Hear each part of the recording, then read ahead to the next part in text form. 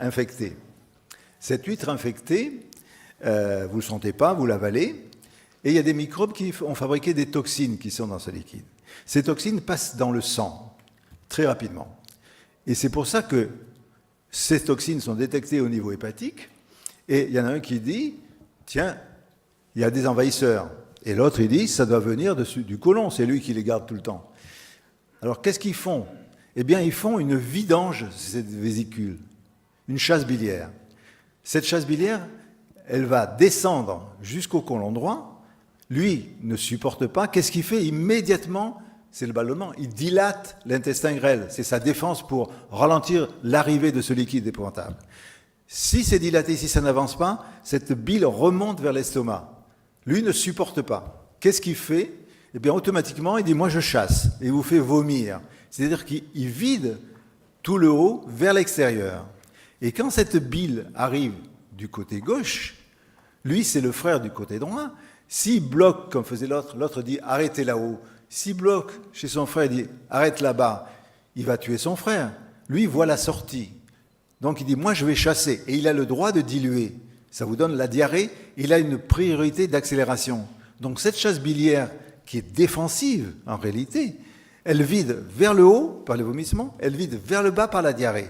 C'est pour ça qu'il ne faut jamais, si vous voulez, thérapeutiquement, stopper une diarrhée. Il faut traiter l'infection qui a généré ça. Mais en général, cette manœuvre, qui arrive très vite quand vous avez mangé une huître infectée, vous rentrez chez vous et 3-4 heures après ça arrive, vous êtes dans le train, c'est possible, elle est très efficace. Vous aurez une vidange complète. Mais par contre, après, il faut toujours quand même donner un traitement anti-infectieux. Parce que vous avez tout chassé, mais il peut en rester des microbes. Mais donc, pour moi, la vésicule n'a que ce côté défensif.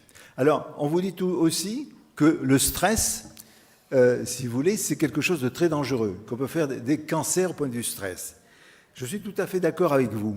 Mais pour la médecine, le stress, c'est le Saint-Esprit. Ça agit, mais comment ? Ça, c'est une chose que j'ai dit un jour à une émission catholique. Je m'en excuse, c'était un peu une plaisanterie. Mais ça veut dire que ça agit, mais comment ça agit? Et moi, je peux décomposer. Le jour où je me suis tapé sur la tête en disant, mais bien sûr, se faire de la bile, le teint bilieux. Vous verrez en lisant mon livre que se faire de la bile est une réalité. Vous êtes stressé, vous faites une chasse biliaire. Pourquoi? Parce que quand vous êtes stressé, votre corps fabrique des produits, des sécrétions d'adrénaline qui vont perturber les constantes sanguines. Et quand c'est perturbé, il y en a toujours un qui dit ça vient encore du côlon. Donc qu'est-ce qu'on va faire? On va envoyer de la bile. Et plus le stress est important, et plus il va faire de chasse biliaire. C'est pour ça que si je prends 2 sœurs jumelles, si vous voulez, une qui a ce que j'appelle une colite droite, donc qui est constipée, et l'autre elle a sa colite droite plus une colite gauche énorme, donc elle va 3-4 fois à la selle par jour. Je les mets dans une chambre. Et 10 minutes après, on leur annonce que leur mère vient de se faire renverser en bas de chez eux par une voiture. Stress. Celle qui a une colite droite, elles vont avoir toutes les deux la même chasse biliaire, réflexe, parce qu'elles ont sécrété des années. Alors celle qui a la colite droite, elle va se mettre à vomir, et l'autre, elle aura une diarrhée. Et bon, je suis le seul à pouvoir expliquer le processus de ce système. Et tout ça, c'est sûr. Donc la vésicule, elle n'est que la conséquence, vous allez le voir, de cette présence aperdiculaire, qui est un point de départ. Le reste, c'est naturellement l'alimentation, c'est aussi le stress. Le teint bilieux, si vous voulez, c'est là aussi, parce que une des manifestations de l'appendice ou du côlon qui multiplie, c'est de fermer le canal cholédoque qui ramène la bile et les enzymes dans le système digestif. Il y a un petit muscle qu'on appelle le sphincter d'Oddi.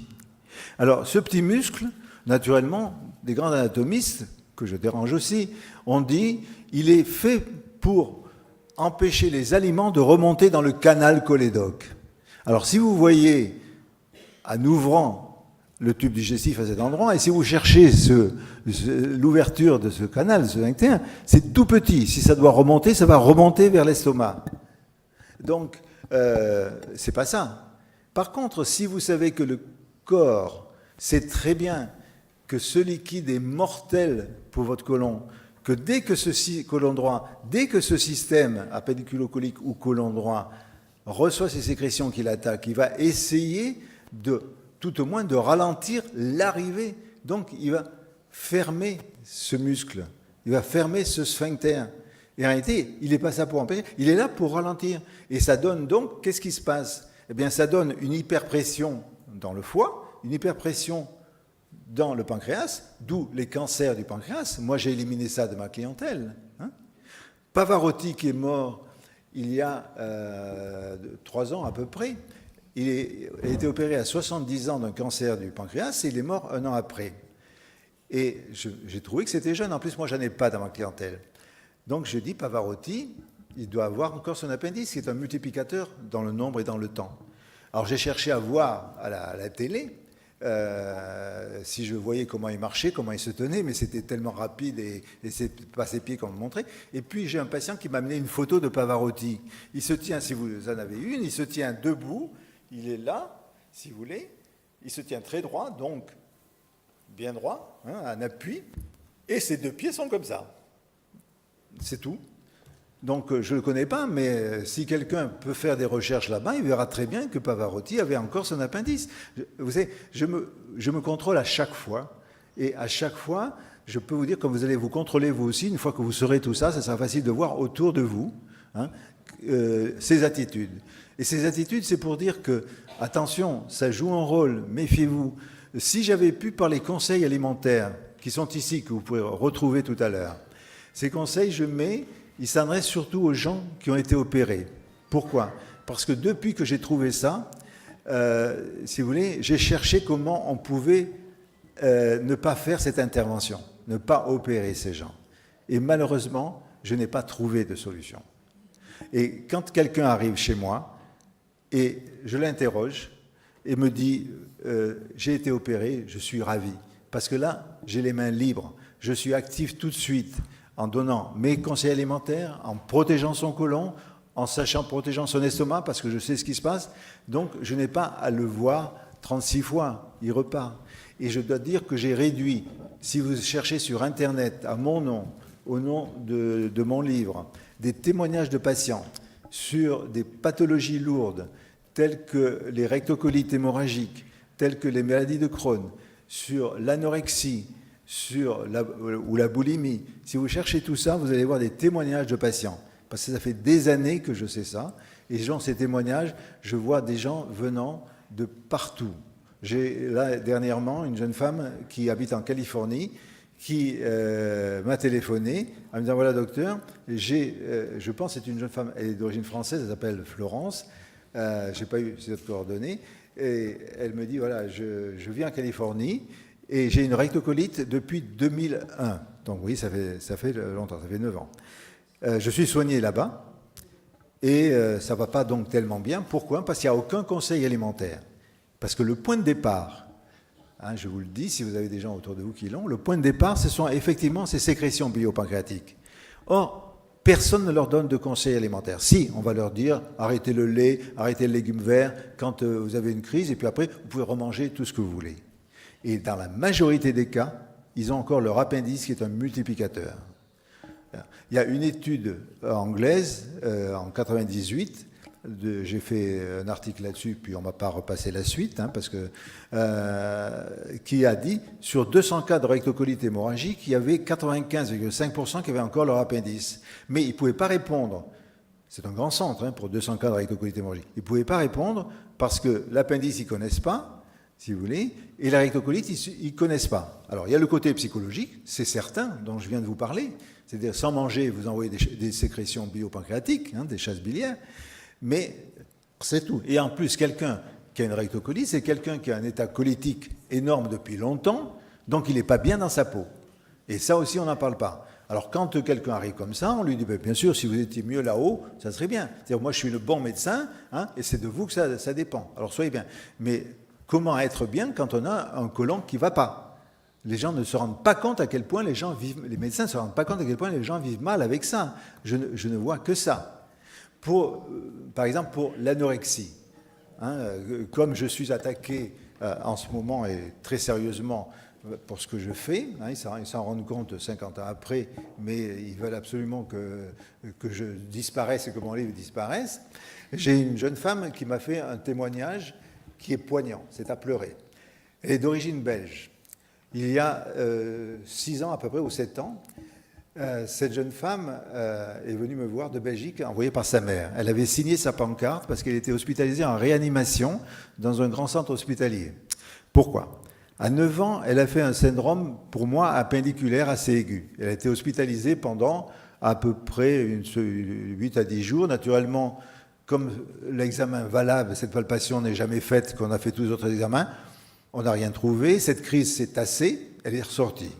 Mais ça correspondait déjà aussi à un état colitique. Donc cette gosse, à partir de 9 ans, a commencé à moins manger. Pourquoi ? Parce qu'elle n'était pas bien. Donc, à 17 ans, elle a été catégorisée comme anorexique. Et elle a été hospitalisée pendant 6 ans en psychiatrie. Et de 17 ans, alors ses règles ont disparu, de 17 ans à 30 ans, elle a vécu entre psychiatrie, réanimation, psychiatrie, réanimation. Malgré ça, elle a fait des études de kiné. Vous voyez, donc elle n'était pas bon. Et naturellement, ils habitent à Bruxelles avec ses parents. Et comme tous ces gens-là, elle a quitté le milieu familial, puisqu'il y a toujours les problèmes pour manger. Vous voyez, donc ça pose. Elle est allée faire ses études en Espagne. Elle a eu un petit copain avec lequel, raconte-t-elle, elle n'a jamais pu manger en face. Oui, c'était bon. Et là, c'était sa situation. À 30 ans, elle était hospitalisée donc à Bruxelles. Et par Internet, elle trouve sur un site des témoignages d'anorexiques, dont une qui était passée par mes soins et qui allait très très bien.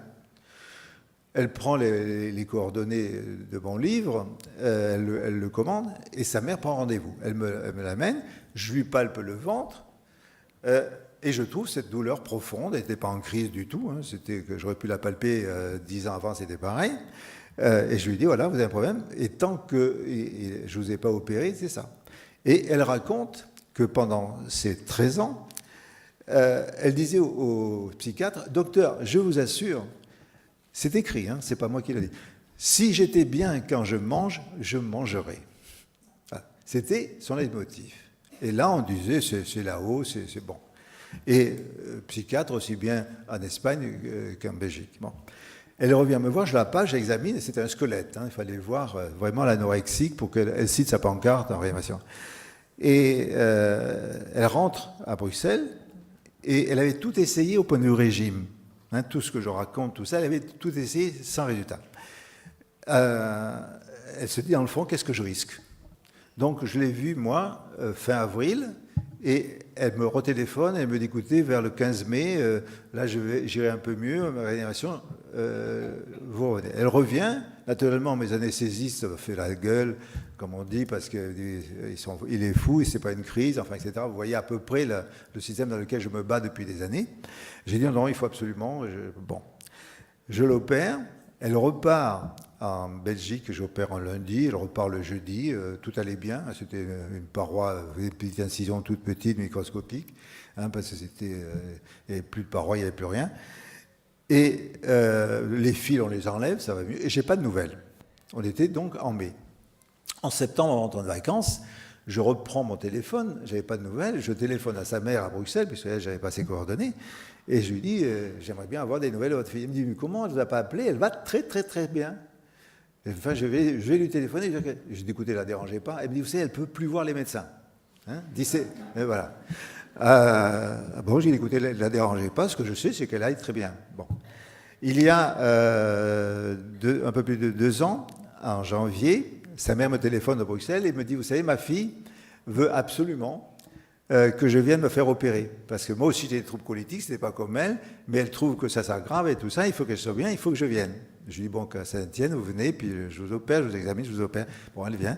Et là, je lui raconte que je suis en procès avec la Sécurité sociale, le contentieux, qui me reproche d'avoir opéré des appendicites comme ça, comme elle, qui n'étaient pas aigus. Bon. Et la mère revient, je lui raconte ça, et elle m'envoie ce témoignage. Alors, la suite, c'est ça, c'est qu'elle est rentrée donc à Bruxelles, elle a recommencé à manger progressivement, mais assez rapidement bien, à tel point qu'en fin novembre, ses règles sont revenues. En janvier, elle s'est mariée. Elle est tombée enceinte, elle a eu une grossesse extraordinaire, un accouchement extraordinaire, un allaitement extraordinaire. Et elle a actuellement une petite fille qui va avoir 6 ans. Voilà. Alors, c'est pour vous dire que je n'ai eu aucun coup de téléphone d'un de ces psychiatres ou de ces médecins qui aient pu l'avoir. Vous voyez? Donc, ce sont des choses qui, pour moi, c'est dramatique, parce que maintenant, actuellement, j'ai reçu hier, si vous voulez, de la part du Conseil de l'Ordre, qui répondait à cette accusation du contentieux de la sécurité sociale qui me réclamait de rembourser 27 cas d'appendicite subaigus, dont il y avait des aigus, dont 6 enfants d'une même famille, que j'avais opéré. Et effectivement, on voyait les parents sadiques, parce que j'en ai opéré 2 à la Noël, 2 en février et 2 à Pâques, donc qui me disaient qu'ils sont sadiques, et comme ils ne vont pas bien, on ramène les autres, etc. Alors, sur ces 27 cas, ils me réclamaient tout ça. Alors, cette plainte a été rejetée par le Conseil de l'Ordre, mais considérant que mon livre n'est pas, si vous voulez, la communauté scientifique internationale n'a pas trouvé qu'il était bien. Pour cause, ils ne l'ont pas lu. Hein. Il n'y a que le professeur Benamou qui m'a fait la préface. Eh bien, ils veulent m'interdire de professer en tant que médecin pendant 2 ans, à partir de septembre. Voilà. Alors, je pense que j'ai jamais tué personne. C'est dramatique. Pas pour moi, hein, puisque je suis à l'âge, si vous voulez, de prendre ma retraite. Je suis né en 31, vous voyez, donc ça fait bien longtemps. Et à ce sujet, Jean Ferrat, qui est mort il n'y a pas tellement longtemps, que j'aimais beaucoup, je ne le connaissais pas. Il est mort d'un cancer qui évolue depuis des années. Nous avons le même âge. Et là, j'ai une photo que j'ai découpée sur le Parisien. Et il a un cancer qui évoluait, donc je pensais probablement un cancer de la prostate, depuis des années. Et il est en appui sur son pied gauche et il a son pied droit totalement penché comme ça. Alors vous voyez, c'est encore un cas où je me dis, peut-être que si je l'avais vu il y a des années, peut-être que ça ne serait pas terminé comme ça. Alors, c'est un peu ça que je voulais vous raconter. Naturellement, je vais faire appel, mais pas pour moi. Parce que naturellement, ceux qui veulent démolir, c'est ce livre qui est là, et empêcher que d'autres chirurgiens fassent comme je fais. Parce que là, j'ai arrêté, moi, d'opérer au mois d'avril de l'année dernière, alors que cette plainte datait de plusieurs mois avant, c'est-à-dire que j'ai continué à opérer malgré cette plainte. Mais la famille, tout ça, tout le monde m'a dit si t'arrivait un problème, ça serait dramatique pour eux, ça serait bien. Donc j'ai dû m'arrêter. Malheureusement, j'ai trouvé un chirurgien quand même, ou deux chirurgiens qui veulent bien opérer mes patients. Mais c'est pour vous dire que ça, c'est pour faire aussi une jurisprudence de façon à ce que personne puisse faire ce que je fais. Et ça, je ne le supporte pas. Même si le fait de faire appel et tout ça, de me trouver à des nuls en face de moi. Hein, parce que les médecins qui ont jugé ça, je les ai vus en face, les questions qu'ils ont posées, c'est complètement idiot. Je n'ai pas pu m'exprimer, hein, ça sortait du cadre, donc je n'ai rien pu dire là, et voilà. Alors, si c'est cette médecine qu'on nous propose maintenant, j'en suis désolé, hein, parce que je suis désolé pour mes patients, hein, puisque moi j'arrive en fin de carrière, je n'ai plus rien à prouver. Alors c'est pour ça que j'espère que vous lirez ce livre et qu'autour de vous, je crois qu'il faut le diffuser au maximum. C'est la meilleure réponse qu'on puisse donner à ces gens-là. Est-ce qu'il y a d'autres questions ? Ça, tout à l'heure. Chez un petit enfant, est-ce qu'on peut penser que l'appendice peut avoir des lésions déjà chez un jeune enfant ? Et en cas de crise, ce qu'on appelle des crises de foie répétées, est-ce que ça peut être une cause ou une conséquence des lésions de l'appendice ? Alors non, les conséquences des lésions de l'appendice, c'est qu'ils déclenchent certains troubles digestifs. C'est un peu comme le starter d'une voiture. Et après, le côlon, si vous voulez, continue. Alors là, justement, je suis content, si votre fils a été opéré, vous trouverez les conseils alimentaires que je donne, qui sont indispensables. Autrement dit, je dis toujours qu'enlever l'appendice, c'est le prologue du Tour de France et qu'après, il faut courir le Tour de France pour le gagner. Et le Tour de France, c'est les conseils alimentaires que j'ai ici. J'en ai amené assez. Donc, vous aurez mes coordonnées. Dépêchez-vous parce que là, je vais consulter pour des tas de raisons jusqu'à la fin juillet. vous allez essayer et me téléphoner, je suis là les après-midi à mon cabinet, ou par mail, vous me poserez des questions et je vous répondrai. Mais déjà, vous aurez les conseils alimentaires qu'il faut faire. Voilà. Alors, les conseils alimentaires seront... On posera les fiches sur l'estrade. Les conseils alimentaires, c'est cette feuille. Ils seront donc disponibles dès la fin de la conférence sur l'estrade. Et puis également sera disponible sur l'estrade une autre pile de papier. C'est la couverture recto-verso du livre de M. Pourtalais.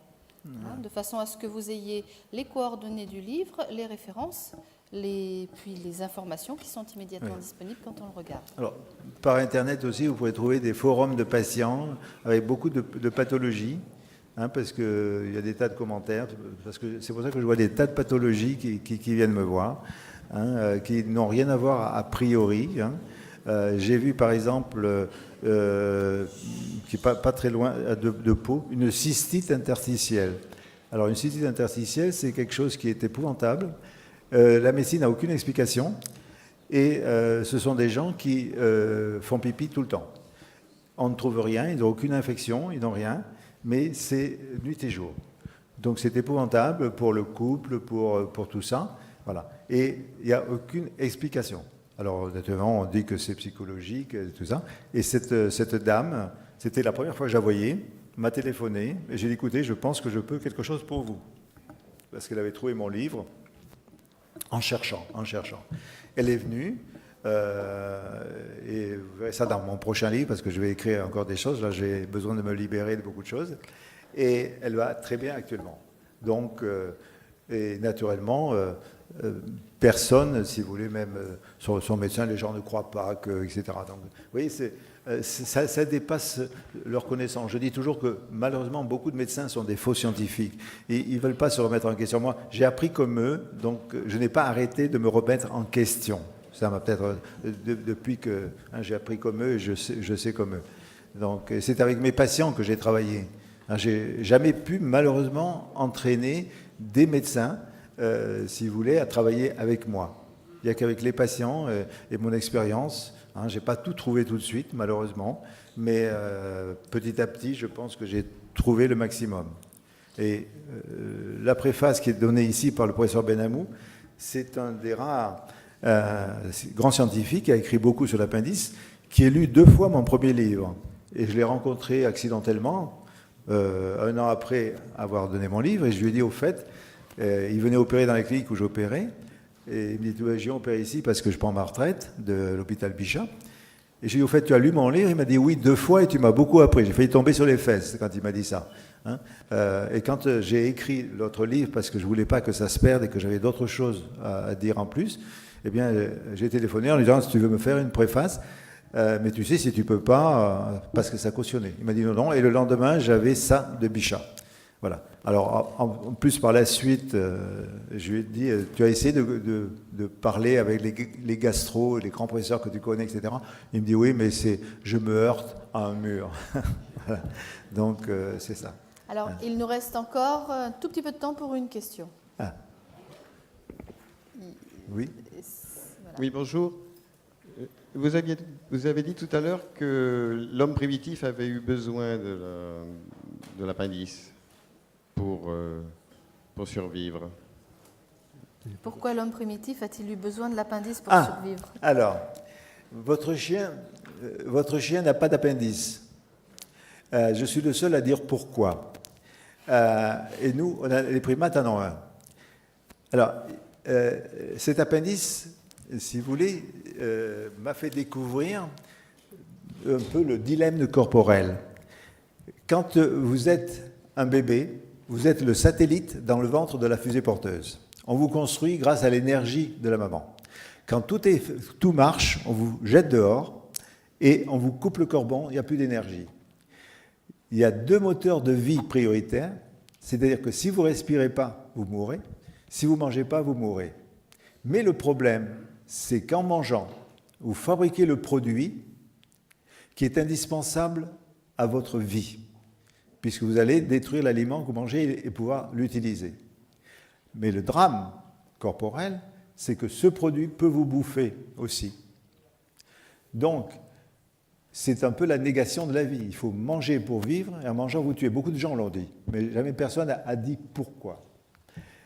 Ah, pour que la vie continue, qu'est-ce qu'il faut? Il faut qu'il y ait procréation. Vous savez, ça m'a amené à réfléchir. Et quand votre chien vient au monde, il va faire des petits chiens très vite. Donc, nous, on va mettre 14 ans. Et donc, il faut vivre 14 ans en mangeant comme le chien. Il faut tenir. Et c'est là où, dans le corps, rien n'est laissé au hasard. Et ce petit organe, qui est un morceau de côlon droit, pour moi, a été mis là pour détecter l'arrivée des sécrétions digestives de M. Pavlov, qui sont faites pour contrôler si tout va bien. Parce qu'ils sont à l'arrivée, si vous voyez sur le schéma, à l'arrivée de l'intestin grêle, il est toujours vide. On a dit, il ne sert à rien, c'est pas vrai, c'est une volonté corporelle pour pouvoir réceptionner ce liquide. Parce que imaginez que cette petite giclée de sécrétion qui indique en bas que vous êtes en train de manger, donc de fabriquer le produit qui tue, arrive dans un côlon plein de matière. Il ne va pas s'en rendre compte. Donc il va vous laisser manger. Alors que l'appendice qui réceptionne, c'est pour ça la loi des 25 minutes, au bout de 25 minutes, ça l'attaque, puisque cette bile visqueuse, il y a qu'elle qui rentre dans cet appendice, si vous voulez, et automatiquement il déclenche son plan hors sec de défense, c'est-à-dire la dilatation de l'estomac, arrête de bouffer, la fermeture pour que ça sorte moins vite, la fermeture du canal cholédoque pour que ça sorte moins vite, la dilatation de l'intestin grêle pour que ça descende moins vite. Eh bien, le corps ne pouvait pas prévoir que cet organe allait être abîmé dès la première diarrhée qu'on a dans sa vie par des microbes qui vont arriver dans ce côlon, il en fait partie, vont pénétrer dans cet organe, vont donc faire ce qu'ils veulent, c'est essayer de traverser, donc créer des plaies dans cet organe, qui sont entretenues à chaque fois que vous mangez par cette sécrétion hyper agressive, parce qu'il y a des acides et ces sels biliaires, tout ça qui arrivent en même temps, et ces enzymes qui creusent ces plaies et qui les empêchent de cicatriser. Autrement dit, si j'avais pu trouver un médicament, mais il n'y a rien qui rentre, que ces sécrétions, ou des débris, qui puissent protéger le revêtement de cet appendice, comme j'améliore le côlon en le protégeant par mes médicaments, mais qui restent, ce n'aurait pas été la peine de l'enlever. Mais j'ai aucune possibilité de l'améliorer. C'est tout. Et j'ai cherché, parce que je ne suis pas un maniaque, cet appendice ne m'a rien fait, et voilà. Donc, voilà. Est-ce que j'ai répondu à votre question? Et c'est pas quelque chose, c'est pas une erreur de la nature. Malheureusement, vous ne pouvez pas prévoir que dès la première diarrhée, moi, ça avait été à ma naissance, il allait être abîmé, et c'est peut-être à cause de ça que j'ai cherché tout ça. Ma dernière question, je pense, monsieur, j'aimerais connaître les effets de la mastication, parce qu'on en parle peu, et je voudrais savoir si pour vous, c'est un phénomène important de mastiquer longuement, oui. Si ça économise, je suppose, toute la sphère intestinale, d'une part. Oui. Et ma deuxième niveau de question, c'était, que pensez-vous de l'hydrothérapie du côlon, s'il vous plaît? Alors, ah oui, mais attendez, là... la mastication, je vais vous dire tout de suite, c'est ça. Vous avez des gens qui n'ont pas de salive, vous avez des gens qui mangent très vite, ils ne mastiquent pas et ils vivent. La mastication, vous savez pourquoi? Avec l'appendice, vous avez 25 minutes pour manger. Je vois vos pieds, oui. Vous avez l'appendice encore? Non plus. Alors, non, mais est-ce que vous avez l'appendice? C'est pour ça que je regarde. Non. Bon, alors, cette mastication, si vous voulez, c'est vrai qu'avec l'appendice, vous avez 25 minutes pour manger. Donc, si vous mangez très vite, vous allez mettre ça dans l'appendice, mais comme il est fermé en même temps par l'appendice, votre estomac, ça va mal s'évacuer.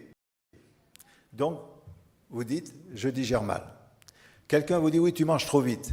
Alors, vous allez vous mettre à mâcher 3 fois plus lentement. Donc, au lieu de mettre ça, vous allez mettre ça. Au bout de 25 minutes, votre estomac est dilaté et fermé, mais ça va sortir facilement.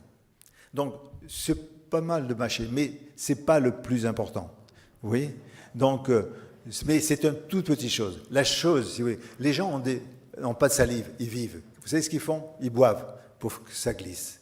Donc, c'est pas ça. Les gens qui mangent très vite, vous en verrez, les sportifs qui ont l'appendice, il faut qu'ils mangent vite.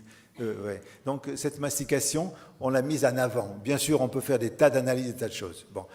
Ensuite, vous m'avez posé la question du... Alors, l'hydrothérapie. Alors, l'hydrothérapie du côlon, effectivement, vous avez un côlon, c'est le côlon gauche surtout, hein, qui est attaqué. Alors, vous savez que sa défense à lui, quand il est attaqué par ses sécrétions, un peu comme si vous avez des aftes dans la bouche, vous buvez pour diluer ce qui vous brûle. Lui, quand il reçoit ses sécrétions, c'est le côlon gauche, il dilue, c'est-à-dire c'est la spasmophilie. Il prend du liquide au sang circulant parce que le liquide que vous buvez n'arrive pas, et automatiquement, il injecte dans le côlon pour diluer ses sécrétions. Et ensuite, il chasse, ça donne les selles molles ou la diarrhée. Bon. Donc, vous avez des fuites. Et ça veut dire que ce côlon est abîmé. Maintenant, s'il est abîmé, comme l'agresseur passe par le côlon droit, qu'est-ce qu'il doit être? Donc lui, c'est la constipation. Alors, l'hydrothérapie du côlon va vous donner un confort, mais en aucune façon, j'en ai vu beaucoup, en aucune façon pouvoir, si vous voulez, vous traiter. Ça va vous donner un confort, mais... Enfin, alors, j'ai un médecin que je connais bien, que j'ai connu, qui, il y a des années, était spécialiste de Kousmine, et il y a des années, me disait, moi, il avait l'appendice, je vais vous dire. Il n'est jamais venu me voir, je regrette pour lui. Et il me dit, moi je fais l'hydrothérapie du côlon, et il me dit, je fais 1 à 2 fois par mois, etc. Je l'ai revu un peu plus tard, c'était un peu plus souvent. Et je l'ai revu à quelques années, là, et je lui dis, alors, où tu en es? Oh, il dit, c'est très fréquent. C'est-à-dire que, en réalité, ce qu'il faut, c'est ne pas agresser. Tout ça, ce sont des thérapeutiques, si vous voulez, qui vous donnent un confort. Je ne dis pas qu'elles soient inutiles, ça peut accélérer le processus de cicatrisation, hein, dans la mesure où ça, c'est comme le jeûne, hein, vous voyez. Le jeûne, c'est pareil, vous ne mangez pas. Mais ce n'est pas une bonne chose, parce que ce qui protège votre muqueuse, en réalité, c'est votre bol alimentaire. C'est pour ça que ce qui est important, c'est de manger, à mon avis, 3 fois par jour, de façon à avoir un bol qui absorbe. Et les Chinois, si vous voulez, ils ont trouvé, eux, une façon de manger qu'ils perdent maintenant, où ils ont trouvé, si vous voulez, que ce riz, c'était un absorbant terrible, et donc ils envoient moins de sécrétions. La chose la plus importante, ce sont les sécrétions. C'est fondamental. C'est pas mon appendice, hein. C'est les sécrétions qui sont... suivez bien mes conseils, vous verrez. Mais le reste, c'est un adjuvant. Mais en aucun cas, j'en vois. Vous voyez, quand je vois des gens, ils ont 30 ans, 40 ans de problème, ils ont tout essayé. Hein? Merci. Voilà. Merci beaucoup, Monsieur Pourtalais. Merci.